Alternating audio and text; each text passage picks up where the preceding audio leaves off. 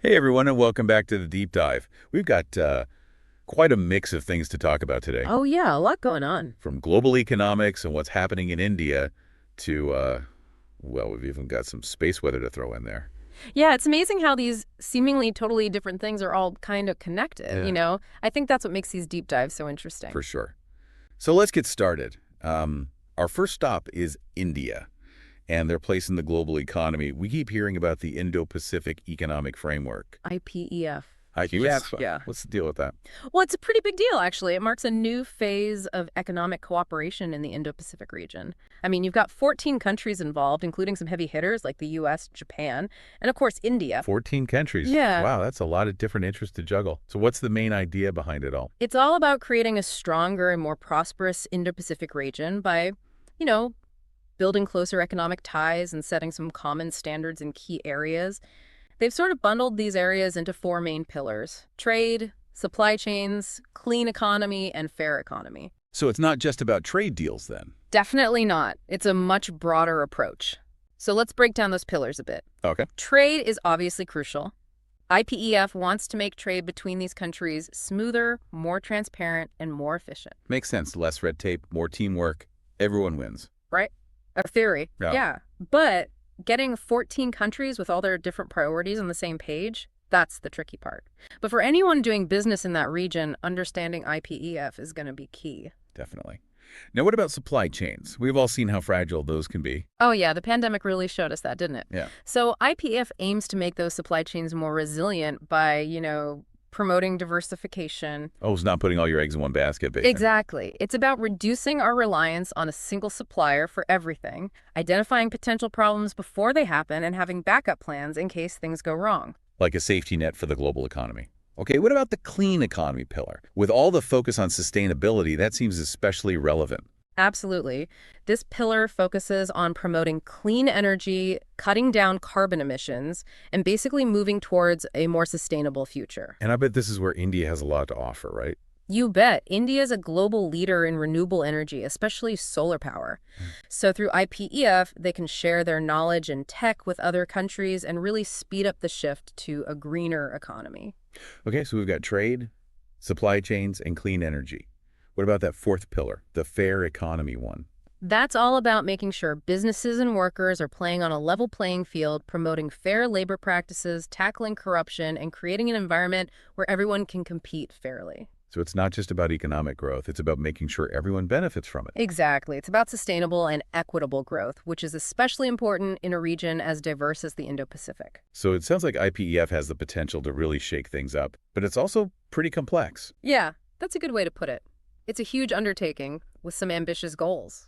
Time will tell how well it all works out in practice. Now, while we're talking about India, let's shift gears for a minute and talk about something that's been in the news a lot, their reservation system. Ah, yes, after 75 years, the reservation system, which was designed to help marginalized communities, is facing a lot of scrutiny. Right. People are asking if it's really doing what it's supposed to, and if the benefits are reaching everyone, they should. Exactly. For those who aren't familiar, the reservation system basically sets aside quotas in education, government jobs, and even political representation for certain communities, mainly scheduled castes and scheduled tribes. So it's about leveling the playing field and promoting social justice. But what are some of the issues that are coming up? One of the biggest concerns is whether all the different groups within the scheduled castes are actually benefiting equally. Some people argue that certain subgroups are still being left behind. So it's not a one-size-fits-all solution. Right. The situation's a lot more nuanced than that. There's even talk about dividing the existing quotas for scheduled castes to make sure the most disadvantaged groups get more support. And then there's the creamy layer debate. Creamy layer. What's that all about? Basically, it refers to people from a disadvantaged group who have achieved a certain level of success. They've sort of risen to the top.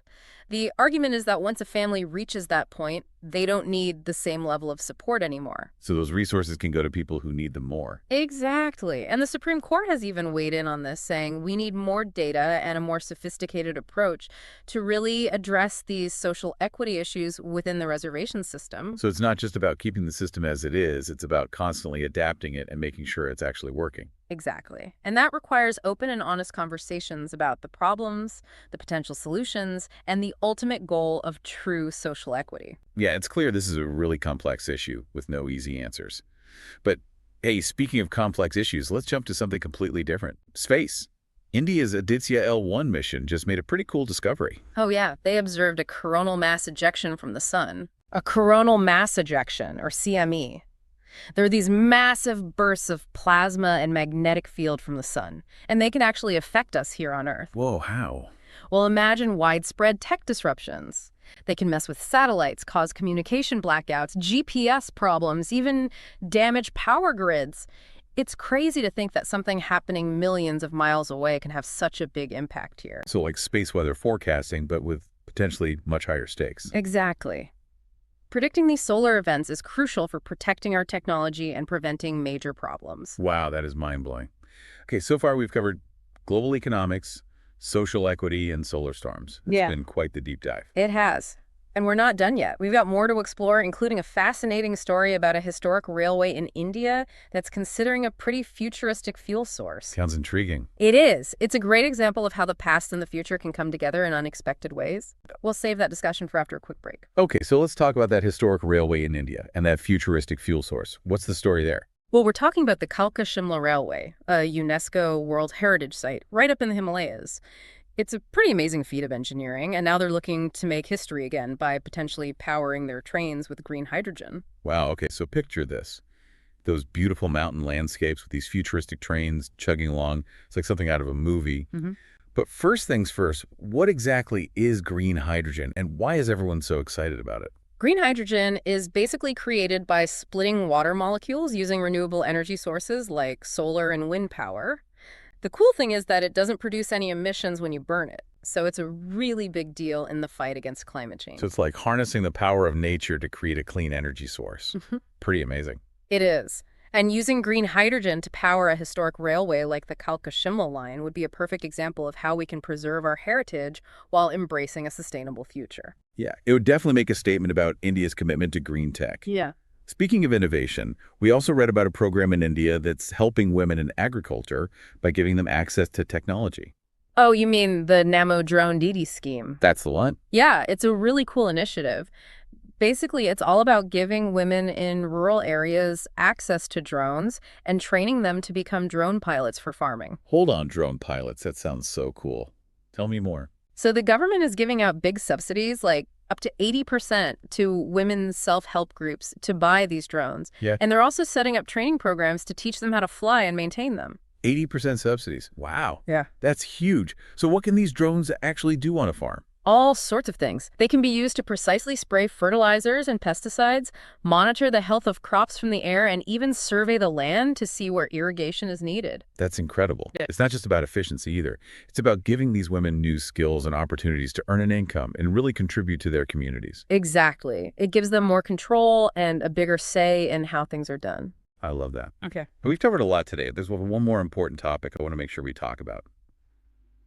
Justice and transparency in India's legal system. There was a recent Supreme Court ruling that really caught our eye. Oh, yeah. This ruling is all about making the process of granting permanent remission to convicts more transparent and standardized. It's a pretty complicated issue, but essentially it's about making sure that decisions to grant early release to prisoners are made fairly and consistently. Okay, that sounds like a big step towards a more just and equitable system.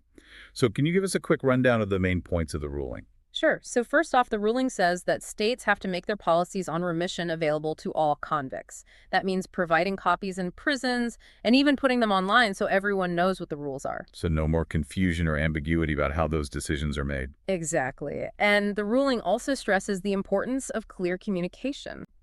States are now required to tell convicts within a week if their application for remission is rejected, so they're not just left hanging. It sounds like this ruling is about making sure that everyone, even those who have been convicted of crimes, is treated fairly and has access to a transparent legal process. Exactly.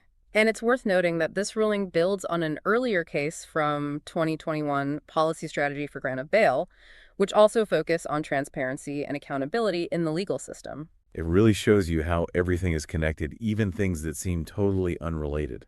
Yeah. And it's not just about knowing what's going on, it's about understanding why it matters and how it affects us. Absolutely. That's what we try to do here on the Deep Dive. We dig into these topics, go beyond the headlines, and try to connect the dots. Give people the bigger picture. Exactly. Yeah. So before we wrap up, any final thoughts you want to leave our listeners with? Well, I think one of the big takeaways from today is that even things that seem far away can have a real impact on our lives. Like those decisions made at IPEF, they can actually affect local communities, jobs, technology, even the stuff we buy in stores. And think about that solar storm happening millions of miles away. It can mess up our phones, our internet, even our electricity. It really makes you realize how connected we are to nature and how important it is to have systems that can handle these kinds of disruptions. Yeah, it's all about understanding those connections and realizing that we're all part of this big, complex world. Well said. Wow. So to everyone listening out there, keep learning, keep asking questions, and keep diving deep into the things that matter to you. And if you enjoyed today's deep dive, don't forget to like, subscribe, and share it with your friends. We'll be back soon with another episode. Until then, stay curious.